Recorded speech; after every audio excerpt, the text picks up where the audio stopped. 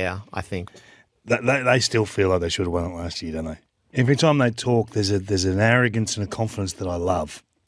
And I think that you have to sell that to your group. We are better than them.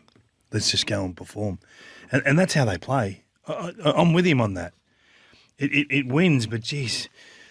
So in terms of, and I keep saying this and people get sick of it, but when you get the football, you've got to be able to find a way to get on the scoreboard. So how good are you at punishing the opposition?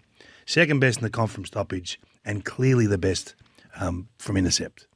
What an asset that is. And the way they do it has a brutality to it. The speed, the anger, the want for more every time.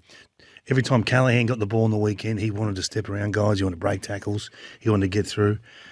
I think Josh Kelly is having an outstanding season that no one's really recognising.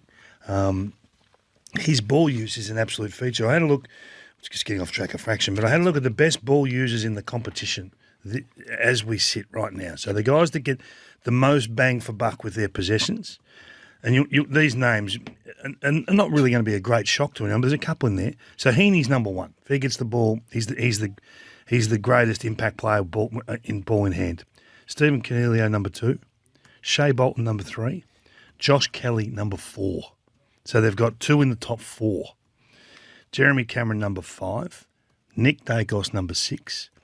And Paddy Cripps, number 7. This is why I keep talking about Cripps. What more can you get out of him now that he's in this mode? But Josh Kelly at number 4.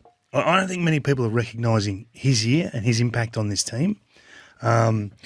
And now they've got the small parts or the lesser lights playing significant roles. Everything's working. So without Toby Green and Sam Taylor, they're able to do that. They're able to put Brisbane Lions into a flat spin without their 2 best players. Yep. Like if you said to Chris Fagan going in last week, you can take 2 magnets off the board. Which 2 do you want to take out? They're the 2 he takes out. So you don't get a better chance to beat them, let alone compete with them. And they got blown away. So how do they get blown away? Well, they get blown away by their ability to counterpunch across the whole field, really. But their work off half-back is unreal. 28 points from that. So that from the centre circle to the top of the defensive 50, that defensive mid-zone, the old half-back line, right? This is, in my opinion, the number one indicator in the game for where you sit.